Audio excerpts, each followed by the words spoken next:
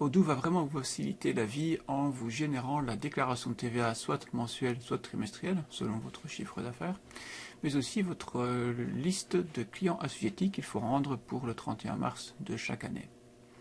Alors, comme vous avez enregistré tous vos documents comptables donc dans Odoo, pour lui, c'est assez facile. Donc vous allez simplement dans Analyse, et vous avez ici ce qu'on appelle le rapport de taxe. Rapport de taxe.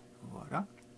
Vous précisez ici, en fonction évidemment de votre profil, donc soit déclaration trimestrielle ou mensuelle. Donc vous pouvez renseigner ici soit le mois dernier, soit ce trimestre ou le dernier trimestre. Voilà. Alors ici, il faut savoir que nous sommes en janvier 2023, donc il va venir me générer, si je mets le mois dernier, si je suis en déclaration trimestrielle, il va venir me générer ma déclaration du mois passé. Et si je suis une plus petite entreprise, donc j'aurai alors une déclaration trimestrielle ici. Et je peux venir donc comme ça générer la déclaration.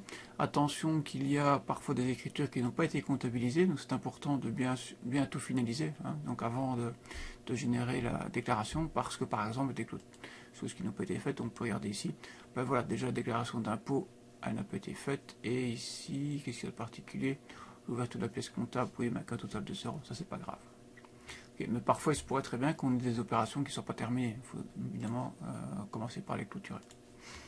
Voilà, donc ici, quatrième trimestre, qu'est-ce que j'aurai? J'ai donc les différentes rubriques du listing TVA classique avec donc les ventes, donc c'est logique que nous n'ayons que des ventes à 21%. J'ai une note de crédit, puisque j'en ai réalisé. Alors ça c'est les différentes biens que nous avons achetés. Donc ici, c'est... Voilà. Et alors les différentes TVA et notes de crédit reçues, etc. Et alors ici, on a le montant à en payer à l'administration de la TVA. Donc vous pouvez soit générer un PDF avec vos différents rapports de taxes. Voilà, ça c'est plus pour vous. Voilà. Mais sinon, vous pouvez générer le fameux fichier XML, donc, qui est celui à envoyer à Intervat.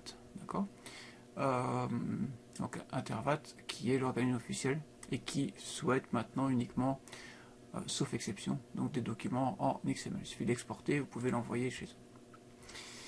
Ça c'est pour la déclaration de TVA. Alors, en matière de liste de clients assujettis, donc on aura ici, où est-ce qu'il se trouve, des tiers, voilà, ici, donc en Belgique, donc liste annuelle des clients assujettis.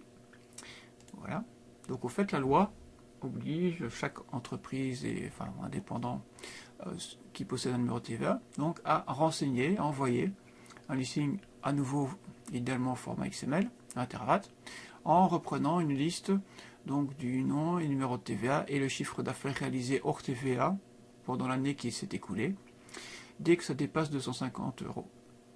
Voilà, donc ici j'ai peut-être qu'un seul client dont j'avais mentionné le numéro de TVA, donc voilà ce qui me donne pour ça, et le montant évidemment de TVA qui était payé par ce client-là.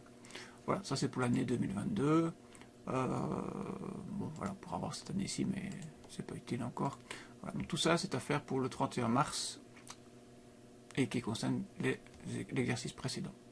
Voilà, donc évidemment, comme tout est encodé dans cette plateforme, c'est assez facile de pouvoir sortir des analyses.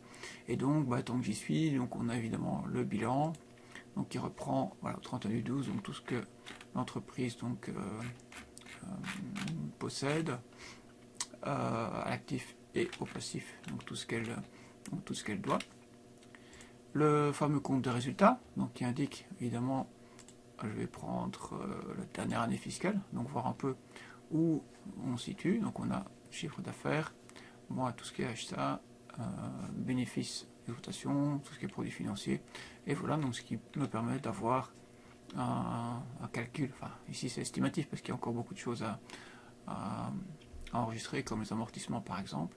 Voilà, donc j'ai ici un calcul final, donc c'est assez facile et c'est génial parce que ça permet à tout moment de situer. Quand vous devez payer par exemple des versements anticipés d'impôts, ben c'est pas très bien où vous situez, mais ça permet de le faire vraiment au fur et à mesure de l'année. Voilà, donc ça c'est les différents, évidemment le relevé intracommunautaire si vous avez acheté au sein de l'Union Européenne pour votre TVA. Voilà pour ce qui concerne ces différents, surtout rapports de taxes pour la TVA et listing des clients assujettis.